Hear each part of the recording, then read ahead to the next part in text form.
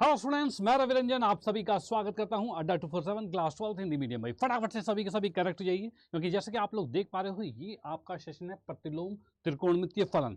ये प्रतिलोम त्रिकोणमितीय फलन का गन शॉट होने वाला है, यानी कि ये सेशन है छोटा समय और बड़ा धमाका। यानी कम समय के अंदर आपका ये पूरा चैप्टर बेहतरीन तरीके से क्लियर होने वाला है। हर एक कॉन्सेप्ट को बिल्कुल डीपली हम यहाँ पर डिस्कस करने वाले हैं। ओके, कुछ भी नहीं छूटेगा, एकदम नजर स्क्रीन पर होनी चाहिए, क्योंकि इससे बेहतरीन और कुछ नहीं मिलने वाला। ओके, तो करते हैं सेशन को स्टार्ट। जैसे कि हम देख पा रहे हैं हमारे पास ये जो चैप्टर है प्रतिलोम त्रिकोणमितीय फलन, इसके अंदर मेनली टॉपिक्स क्या क्या चीजें हैं। तो टॉपिक्स की बात करें तो हम सबसे पहले जानेंगे प्रतिलोम त्रिकोणमितीय फलन की भूमिका है। भैया होता क्या है ये, पहले वो समझेंगे कि वो होता क्या है। सब चैप्टर का नाम जब प्रतिलोम त्रिकोणमितीय फलन है, ये होता क्या है पहले वो समझेंगे। उसके बाद नेक्स्ट हम देखेंगे ये त्रिकोणमिति की आधारभूत संकल्पनाएं हैं, यानी जो बेसिक कॉन्सेप्ट होते हैं आपके ट्रिग्नोमेट्रिक के, उसको हम यहाँ पर समझने वाले हैं। ठीक है, क्योंकि उसी त्रिकोणमिति से आप प्रतिलोम पर पहुंच पाओगे। दोनों का आपस में कैसे जुड़े हुए हैं, कैसे एक दूसरे का उल्टा हो रहा है, ये बात को हम डिस्कस करेंगे। ठीक है, उसके बाद हम देखेंगे प्रतिलोम त्रिकोणमितीय फलनों के गुणधर्मों के बारे में, यानी कि इस चैप्टर में जितने भी तरह की प्रॉपर्टीज आपके लगने वाले हैं, जितने भी रूल रेगुलेशन लगने वाले हैं, फॉर्मूलेज हैं, इन सभी को बिल्कुल डिटेल में हम समझने वाले हैं। ठीक है, तो बिल्कुल नजर स्क्रीन पर होनी चाहिए, मजा आने वाला है एकदम। तो यहां पर मैं आपको बता दूं सबसे पहले कि हम बात करते हैं भाई प्रतिलोम त्रिकोणमितीय फलन की भूमिका, यानी होता क्या है। तो होने की बात यह है कि जैसे कि आप सभी ने नॉर्मली पढ़ा हुआ था, क्या पढ़ा हुआ था भाई, तो आप सभी ने नॉर्मली पढ़ रखा है त्रिकोणमिति की। भाई जैसे कि मैंने कहा y इक्वल टू में साइन थीटा, ठीक है, साइन एक्स, ऐसा कुछ पढ़ा हुआ है भैया, ऐसा कुछ पढ़ा हुआ है, y इक्वल टू में साइन एक्स पढ़ा हुआ है। ओके, अब इसे कहते हैं त्रिकोणमिति चल रहा है।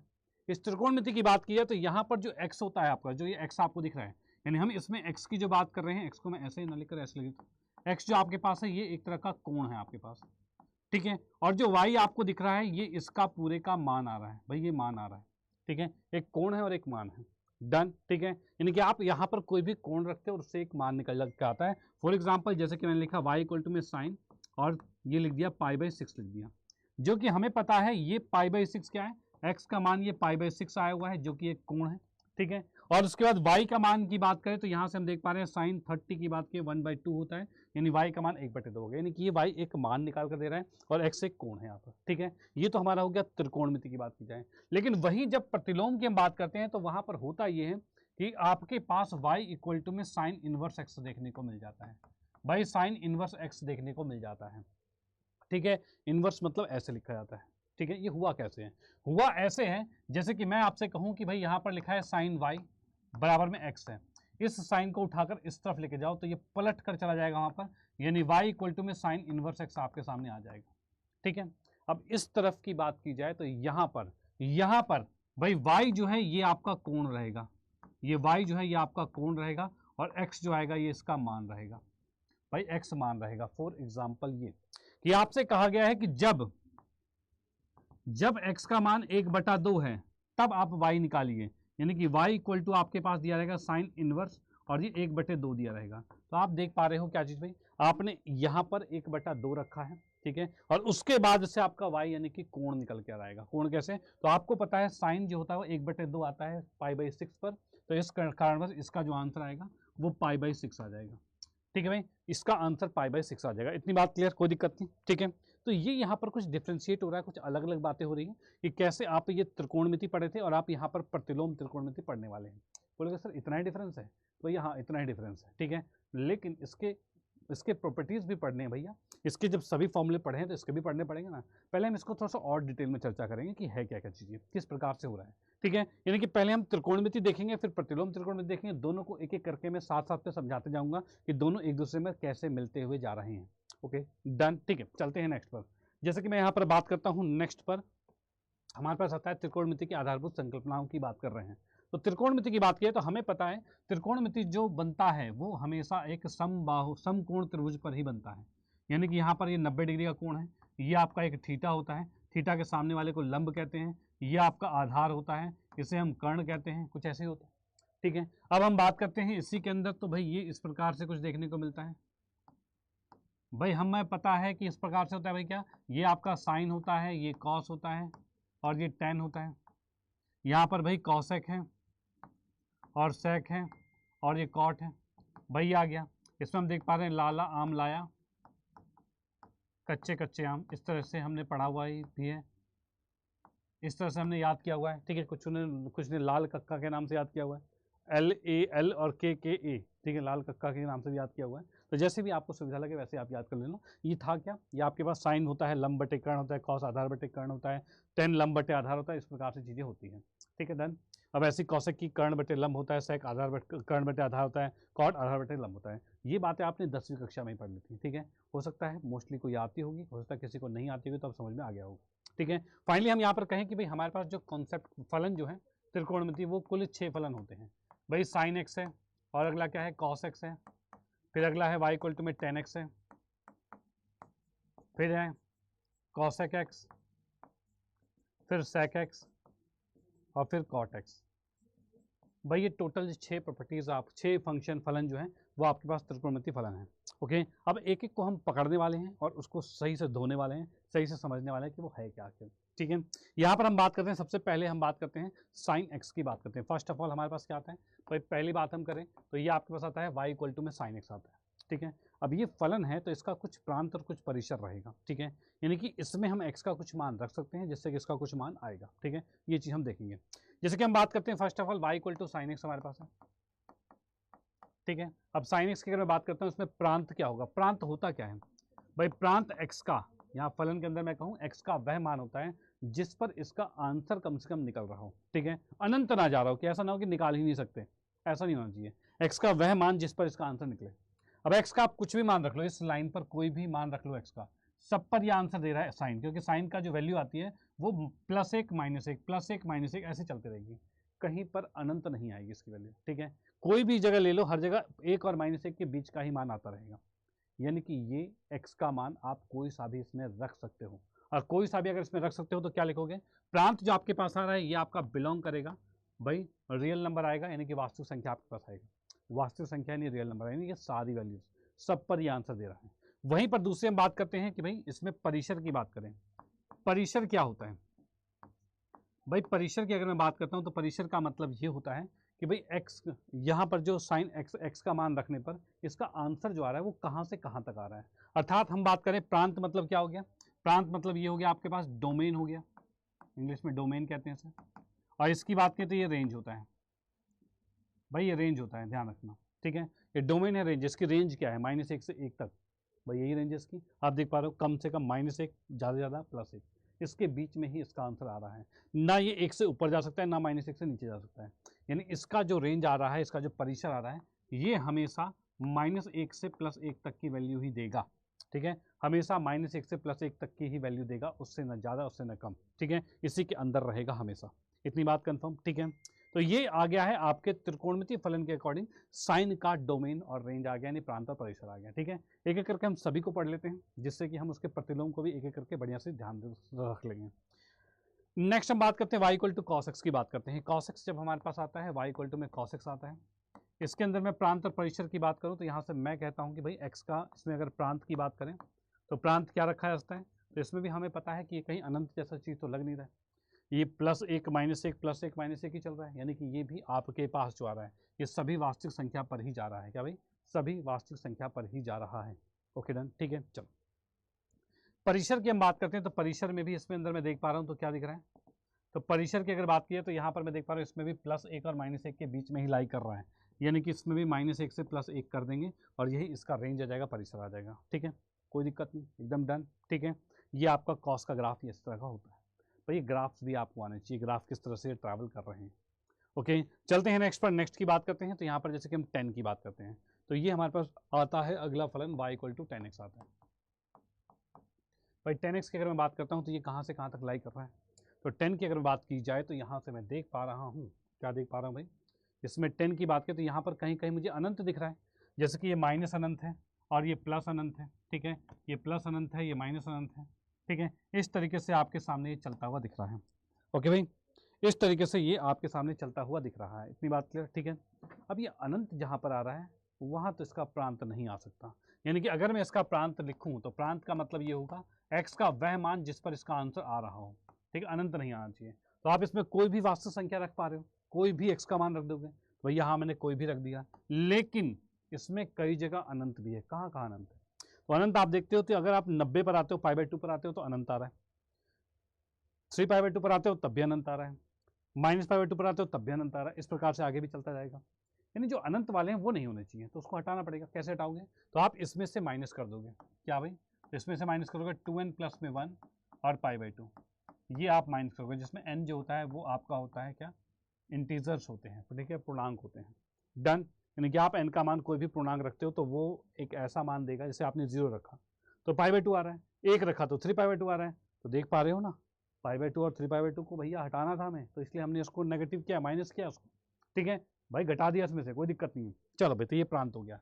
परिसर की बात करते हैं, तो इसका आंसर कहाँ से कहाँ तक आ रहा है भाई? परिसर की अगर मैं बात करूँ तो इसका आंसर जो है वो माइनस अनंत से प्लस अनंत तक सब जा रहा है।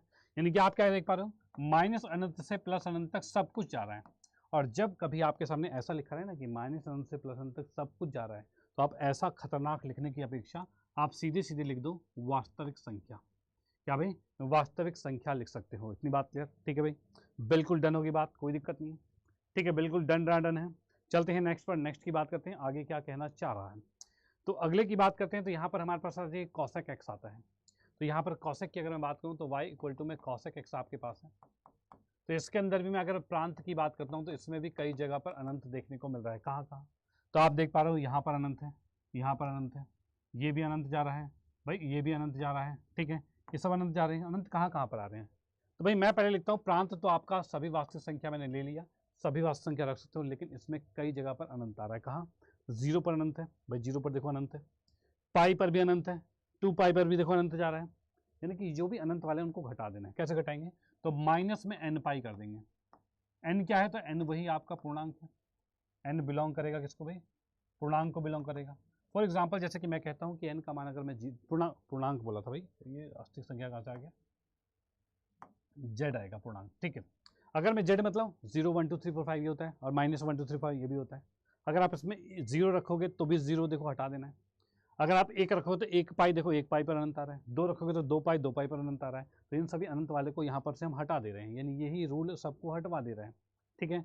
नेक्स्ट हम बात करें परिसर की। परिसर क्या होगा भाई? परिसर की अगर मैं बात करता हूँ तो परिसर के अकॉर्डिंग हम क्या देख पा रहे हैं भाई? परिसर की बात करें तो परिसर के अकॉर्डिंग मैं क्या देख पा रहा हूँ, तो यहाँ पर इसका जो आंसर है वो माइनस अनंत से प्लस अनंत तक सब कुछ आ रहा है भाई, सब कुछ आ रहा है। यानी कि हम इसमें कह सकते हैं सभी वास्तविक संख्या इसमें आंसर आ रहा है। चलो ठीक है, सभी वास्तविक संख्या आ रहा है, ओके, चलो बहुत बढ़िया।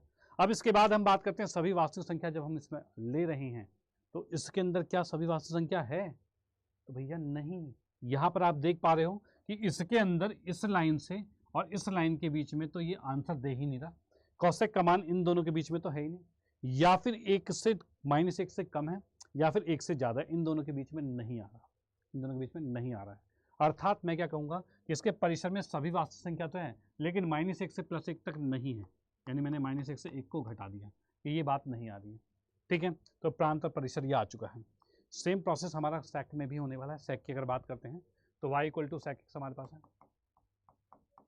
इसकी अगर बात की जाए तो इसके अंदर प्रांत की मैं बात करता हूँ तो प्रांत क्या होगा? फिर से इसमें सभी वास्तविक संख्या मैंने ले लिया, लेकिन इसमें भी अनंत आ रहा है। कहाँ कहाँ? तो भाई देखो π/2 पर अनंत आ रहा है, ठीक है, यहाँ पर 3π/2 पर अनंत आ रहा है, जैसे कि 10 आ रहा था, 10 का भाई बंधु बन रहा है, ठीक है। यानी कि इसके अंदर भी हम घटाएंगे क्या? 2n प्लस में 1 और π/2 को घटा देंगे, जिसमें कि n जो होगा वो आपका इंटीजर होगा, ठीक है भाई, n आपका इंटीजर होगा। डन, कोई दिक्कत नहीं, ठीक, ये बात हो गई। परिसर की हम बात करते हैं तो परिसर में हमारे पास क्या आता है?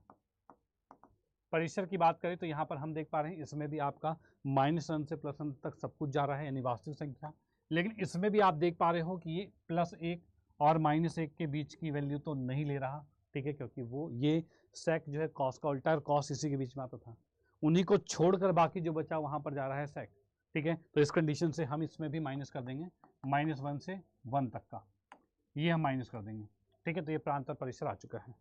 नेक्स्ट और लास्ट त्रिकोणमितीय फलन जो आपका है कॉट, इस कॉट को भी देखते हैं तो y equal to cot x आ गया भाई, y equal to cot x आ चुका है। चलो ठीक है, y equal to cot x जब आपके सामने आ चुका है तो इसका अगर आप डेरिवेटिव्स कर लेते हो, y equal to cot x है, इसका आप डेरिवेटिव कर लेते हो, तो डेरिवेटिव क्यों करेंगे भाई, अभी फिलहाल हम त्रिकोणमिति पढ़ रहे हैं, ठीक है। हाँ जी, तो ये कॉट की बात करें तो इसके अंदर हम इसके प्रांत की अगर बात करते हैं तो प्रांत में मैं क्या देख पा रहा हूँ? प्रांत की बात करें तो सभी वास्तविक संख्या रखा मैंने, अभी रख दिया, लेकिन इसमें भी कई जगह अनंत आ रहा है। कहाँ कहाँ? 0 पर अनंत है, फिर पाई पर अनंत है, फिर किस पर है 2 पाई पर अनंत है, भाई ऐसा कुछ चल रहा है। भाई माइनस पाई पर अनंत है, यानी 0 पाई 2 पाई 3 पाई 4 पाई 5 pi minus pi minus 2 pi minus 3 pi minus 4 पाई सब पर अनंत जा रहा है, तो इस वाली पूरी सीरीज को हटा देना है। अर्थात मैंने कर दिया माइनस में n पाई कर दिया, जिसमें कि n क्या है, ये आपका इंटीजर है, ठीक है। परिसर की बात की तो परिसर में क्या है, इसका आंसर कहाँ से कहाँ तक आ रहा है, इसके आंसर की बात की तो सभी वास्तविक संख्या, क्योंकि इसका आंसर -1 से +1 तक सब कुछ आ रहा है, और बीच में कुछ ऐसा भी नहीं है कि छूट रहा हो, तो नहीं भाई सब कुछ आ रहा है, इसलिए हमने वास्तविक संख्या रख दिया। तो ये तो आपका त्रिकोणमिति के अकॉर्डिंग चल रहा था, ठीक है, त्रिकोणमिति के अकॉर्डिंग चल रहा था। अब इसको हम पलटने वाले हैं, कैसे पलटेगा उसको हम समझते हैं, ठीक है। उसको समझने की हम बात करते हैं, तो यहाँ पर हम देख पा रहे हैं कि भाई क्या प्रतिलोम त्रिकोणमिति का प्रतिलोम संभव है।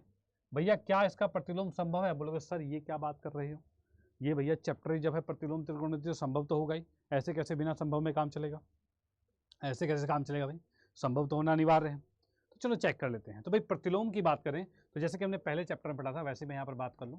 भाई प्रतिलोम संभव कब होता है, भाई प्रतिलोम होने के लिए, ठीक है, आपका क्या होना चाहिए, फलन का एकाक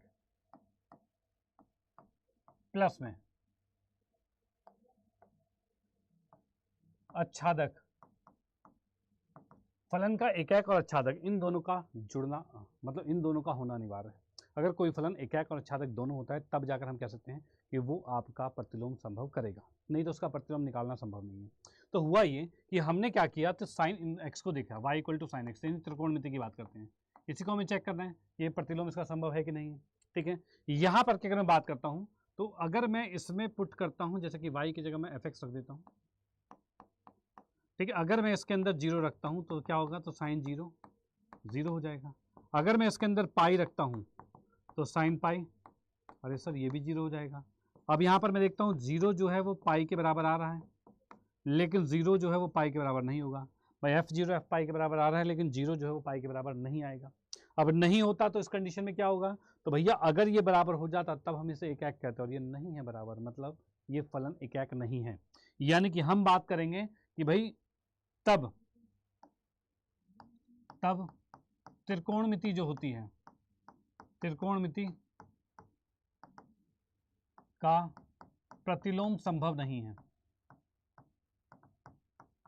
संभव नहीं है। अरे सर ये क्या कर दिया आपने, प्रतिलोम का त्रिकोणमिति का प्रतिलोम ही संभव नहीं कर दिया, चैप्टर खत्म हो गया। अरे नहीं रे, इसको प्रतिलोम बनाना पड़ेगा, कैसे बनेगा वो समझिए। देखो प्रतिलोम एकाक तब होता है जब रिपीटेशन ना हो, लेकिन यहाँ पर रिपीटेशन चल रही है, बार बार रिपीटेशन कैसे चल रही है, तो जैसे कि मैं बात करता हूँ साइन की, साइन में देखा यहाँ पर भी 0 है, यहाँ पर भी 0 है, यहाँ पर भी बार बार सेम चीज़ चल रही है, और जब बार बार सेम चीज़ चलती है तो उस कंडीशन में उसे कहा जाता है कि तेरा प्रतिलोम तो हो नहीं सकता, तेरा उलट पुलट हो ही नहीं सकता, क्योंकि तू तो बार बार रिपीट कर रहा है।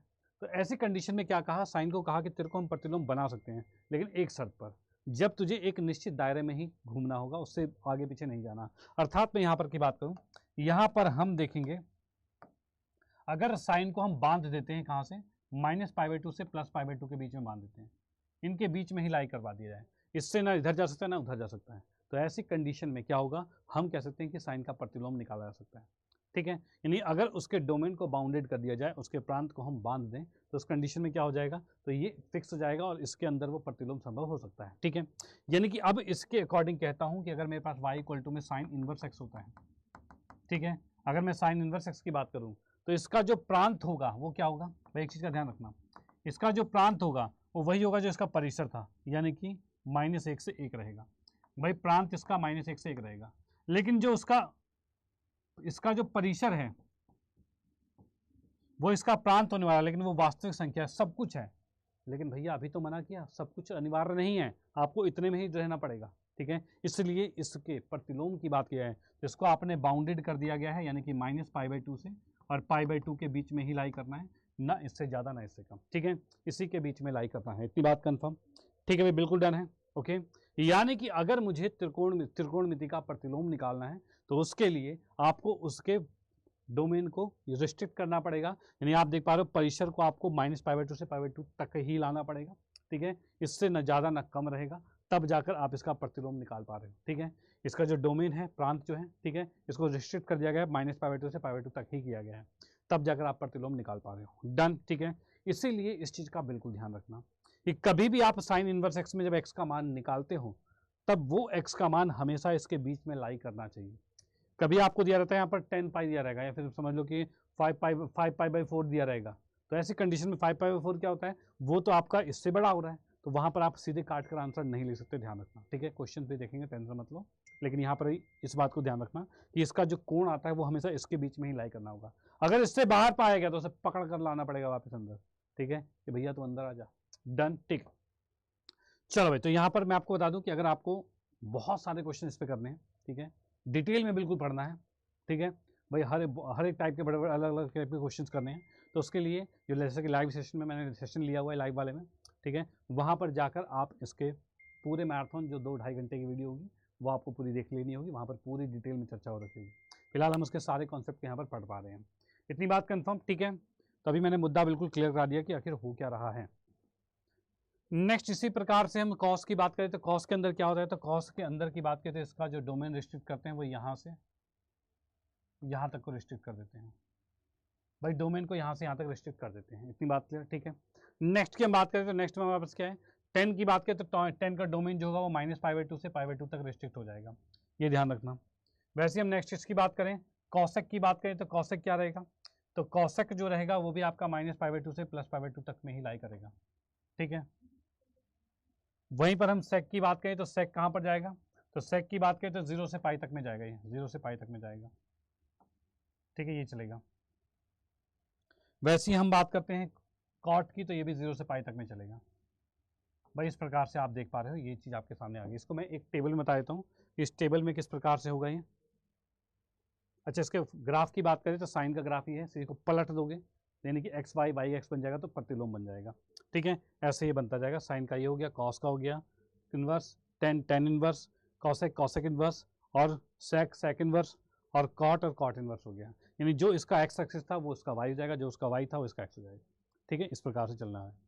नेक्स्ट फाइनली मैं आपको यहाँ पर बता दूँ कि ये आप सभी के सामने आ चुका है, ये आपका प्रांत है, इस टेबल को बिल्कुल याद रखनी है, और ये परिसर है। ये सब चीज़ें मैंने ऑलरेडी पीछे बताई थी, कैसे आई वो बताई थी, ठीक है। फिलहाल यहाँ पर फाइनली आपके सामने एक टेबल में आ चुका है कि भाई साइन इनवर्स है, इसका प्रांत ये होता है, परिसर ये होता है। कॉस इनवर्स है, प्रांत ये होता है, परिसर ये होता है। कॉसेक इनवर्स प्रांत ये है, परिसर ये है। सेक इनवर्स प्रांत ये है, परिसर ये है। टेन इनवर्स प्रांत ये है, परिसर ये है। और कॉट इनवर्स प्रांत ये है, परिसर ये वाला आ गया, ठीक है। इस बात को ध्यान रखना होगा, इसका स्क्रीनशॉट लेके इसको बिल्कुल रख लेना, बढ़िया से लिख कर प्रैक्टिस कर लेना इसकी, ठीक है, कि आपको किसी प्रकार की दिक्कत ना हो। डन, चलते हैं आगे की और आगे जानते हैं कि आगे कुछ और फॉर्मूलेज क्या क्या हैं। तो यहाँ पर जैसे कि हम बात करें प्रतिलोम त्रिकोणमिति के गुणधर्म के बारे में कि क्या क्या गुणधर्म आपको पता होने चाहिए जिससे कि आप बोर्ड्स में धमाल मचा सकते हो, तो यहाँ पर मैं आपको बता दूँ। पहला गुणधर्म क्या है, तो साइन इनवर्स 1/x जो होता है वो कॉस इनवर्स x के बराबर होता है। जैसे कि हमने पढ़ा था साइन का उल्टा कॉसेक होता था ना, लेकिन यहाँ पर साइन को उल्टा नहीं करना, साइन इनवर्स 1/x करना है तो वो कॉसेक हो जाएगा। अगर कॉसेक 1/x करोगे तो वो साइन हो जाएगा। ऐसे कॉस सेक के साथ बदल रहा है और टेन कॉट के साथ बदल रहा है, लेकिन टेन कॉट में क्या है, यहाँ पर थोड़ा सा ट्विस्ट ये है कि अगर x का मान 0 से बड़ा है तब डायरेक्ट कॉट में बदलेगा, अगर x का मान 0 से छोटा है तो -π प्लस कॉट इनवर्स x के सामने आएगा, ठीक है। डन, ओके, चलो नेक्स्ट हमारे पास बी वाले कॉन्सेप्ट की बात करते हैं। तो साइन इनवर्स -x है, अब ये माइनस बाहर आ जाएगा तो माइनस साइन इनवर्स आ जाएगा, ठीक है। अब ये चीज़ ध्यान रखना, साइन टेन और कॉसेक ये तीनों जो है वो दोस्त हैं भाई। ये वाला जो है बी पार्ट के अंदर फर्स्ट सेकंड और थर्ड जो है ये तीनों से दोस्त हैं, साइन टेन और कॉसेक, क्योंकि इसका रूल सेम है। माइनस था तो देखो माइनस आ गया बाहर, टेन में माइनस है तो बाहर माइनस आ गया, कॉसेक में बाहर अंदर माइनस है तो बाहर माइनस आ गया, बस सिंपल। लेकिन वहीं पर हम सी की बात करते हैं, तो यहाँ पर अगर अंदर माइनस है तो अगर उस कंडीशन अगर माइनस आता है तो इसको आप सॉल्व करोगे, कॉस इनवर्स माइनस एक्स को pi minus cos inverse x कहोगे, क्या भाई pi minus cos inverse x कहोगे। वहीं पर हम बात करते हैं कॉट की, तो वो भी पाई माइनस कॉट इनवर्स होगा। सेक की बात करें, ये भी पाई माइनस सेक इनवर्स होगा, यानी कि ये तीनों भी एक जैसे फॉर्मूले बन गए। नेक्स्ट हमारे पास है sine inverse x plus cos inverse x, ये क्या होता है, तो ये हमेशा π/2 होता है, तो साइन कॉस π/2, टेन कॉट π/2 और कॉस एक्स π/2 होते हैं, ध्यान रखना, ठीक है, बिल्कुल डन, कोई दिक्कत परेशानी एकदम ओके है, ठीक है। चलो चलते हैं नेक्स्ट पर। नेक्स्ट ये कुछ और फॉर्मूले हैं जो कि बहुत ज़्यादा पूछे जाते हैं, तो बिल्कुल आपको पता होना चाहिए भाई। Tan inverse x plus tan inverse y क्या होता है, tan inverse x plus y और 1 माइनस एक्स वाई, ये चीज़ होता है। वहीं पर हम टेन इनवर्स एक्स माइनस की बात करें तो माइनस कंडीशन में जहाँ प्लस था वहाँ माइनस, जहाँ माइनस था वहाँ प्लस कर दो बस, ठीक है। ये वाला फॉर्मूला सबसे ज़्यादा इंपॉर्टेंट है, ध्यान रखना, मोस्ट इंपॉर्टेंट है, बहुत ज़्यादा पूछा जाता है। उसके बाद ये क्वेश्चन भी, ये फॉर्मूले भी बहुत जगह, ये जो पेज है ना ये बहुत ही इंपॉर्टेंट पेज है, ध्यान रखना, ठीक है, एज पर क्वेश्चन बनेगा ही बनेगा। 2tan की बात की जाए तो इसका फॉर्मूला 3 तरीके के होते हैं, 2tan का, 2tan का और 2tan का, 3 फॉर्मूले हैं, एक साइन में, एक tan में और एक कॉस में, ठीक है। अब वो स्वादानुसार आपको यूज़ करना है, कहाँ पर, मतलब कि क्वेश्चन में आपको देखना है कि साइन लगाना है, tan लगाना है, कॉस लगाना है, किससे सॉल्व हो रहा है वो आपको देखना पड़ेगा, ठीक है। नेक्स्ट हम बात करेंगे 2 sin inverse, ये भी फॉर्मूले, अगर फॉर्मूले आपको याद हैं तो आप डायरेक्टली बढ़िया से निकाल सकते हो, नहीं तो बहुत ही लेंथी क्वेश्चन हो जाएगा, ध्यान रखना। क्या है, 2 tan इनवर्स x बराबर में sine inverse 2x minus 2x under root में 1 माइनस एक्स स्क्वायर, और कॉस की बात की जाए तो ये आपका साइन में ही रहेगा, 2x 1 माइनस एक्स स्क्वायर हो जाएगा।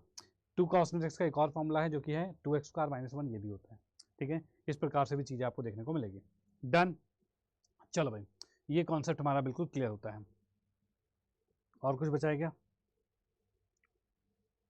चलो भाई, एक क्वेश्चन हम देख लेते हैं यहाँ पर, जैसे कि हम यहाँ पर की बात करते हैं, यहाँ पर हम देखते हैं भाई जो 2024 में आपके पास आपका बोर्ड में आया हुआ था, ठीक है, वही वाला प्रश्न है।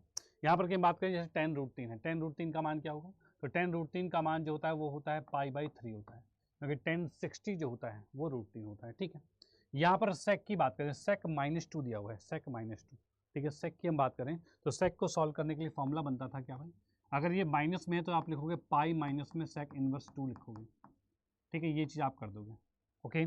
अब यहाँ पर π/3 है, माइनस में पाई है, ठीक है, और ये प्लस में हो जाएगा, और sec 2 कब होता है, तो sec 2 की बात की है तो ये भी आपका होता है π/3 पर, 60 पर होता है, ठीक है। अब इसका आप एलसीएम लेते हो तो आपको क्या देखने को मिलता है, तो 3 आ गया, तो यहाँ से भाई पाई माइनस 3 पाई और प्लस में पाई आपको देखने को मिल रहा है, यानी कि -π/3 आ जाएगा, जो कि हमें बी ऑप्शन बिल्कुल क्लियर मिलता है, ठीक है। तो इसी प्रकार से ये क्वेश्चन भी बिल्कुल क्लियर होता है। डन डन डन, बिल्कुल बिल्कुल खत्म है, ओके। एक क्वेश्चन और कर लेते हैं, उस फिर हम सेशन को फिनिश करेंगे। यहाँ पर जैसे कि हम बात करेंगे, कॉट इनवर्स है -1/√3 दिया हुआ है, ठीक है, कॉट आपको माइनस में 1/√3 दिया हुआ है। जैसा कि आपने अगर फॉर्मूला याद किया है, कहाँ गया फॉर्मूला भाई, ये रहा फॉर्मूला, यहाँ पर आपने ये वाला फॉर्मूला याद कर लिया कि कॉट वाला जो होता है वो भी पाई माइनस कॉट होता है, जैसे कि सेक का भी क्या ना हमने पाई माइनस सेक, वैसे कॉट वाला भी पाई माइनस कॉट होता है। अगर ये फॉर्मूला याद है तो बड़े प्यार से आप इसका आंसर निकाल पाओगे, जो कि 2024-22 दोनों में आया हुआ है, ठीक है। यहाँ पर हम बात करते हैं तो ये हमारे पास था कॉट इनवर्स था, इसको हम लिखेंगे पाई माइनस में कॉट इनवर्स है, और 1/√3 आ जाएगा। कॉट 1/√3 कब होता है, तो ये आपका होता है π/3 पर, 60 पर होता है, ठीक है, ये आ जाता है। इसको एलसीएम लेके सॉल्व किया तो ये आपके पास हो जाएगा कितना, तो ये आ जाएगा 2π/3 हो जाएगा भाई, इसका एलसीएम लोगे तो भाई 2 आएगा, 3 आएगा, 3 पाई में से पाई गया तो 2π/3, और 2π/3 कहाँ दिख रहा है, तो सी ऑप्शन पर दिख रहा है। इस प्रकार से ये क्वेश्चन भी बिल्कुल क्लियर होता है। डन, कोई दिक्कत नहीं, एकदम ओके है, ठीक है। तो भाई आज के सेशन के अंदर हमने प्रतिलोम त्रिकोणमिति के बेसिक्स को भी क्लियर किया, सभी फॉर्मुलेज भी देख लिए और कुछ क्वेश्चन भी कर लिए हैं, ठीक है। तो ये कंप्लीट पैकेज धमाका था, जो कि मात्र बिल्कुल कम समय में हुआ है, ठीक है, 30 मिनट भी लगभग नहीं हुए हैं, उसके बीच में ही खत्म हो चुका है, ठीक है। तो भाई ये कॉन्सेप्ट अगर आपने पूरा क्लियरली देख लिया है, पूरा बढ़िया से पढ़ लिया है, तो अब आपको इस चैप्टर में दिक्कत नहीं आने वाली। अब बारी आती है ढेर सारे क्वेश्चन की प्रैक्टिस करने की। तो ढेर सारे क्वेश्चन अगर प्रैक्टिस करने हैं तो उसके लिए क्या करना होगा, तो उसके लिए आपको लाइव क्लासेस वाले क्लास में जुड़ना होगा। लाइव वाली क्लास में जुड़िए, वहाँ पर मैंने ढेर सारे क्वेश्चन इसी चैप्टर पर करवाए हुए हैं, बोर्ड्स के रिलेटेड हैं, यानी कि आपके प्रीवियस ईयर क्वेश्चन भी मिलेंगे, मोस्ट इंपॉर्टेंट क्वेश्चन मिलेंगे, बहुत सारी चीज़ें मिलेंगी, तो वहाँ पर जाकर भी आप पढ़ सकते हो, ठीक है। तो मिलते हैं नेक्स्ट क्लास में, ओके बाय, थैंक यू।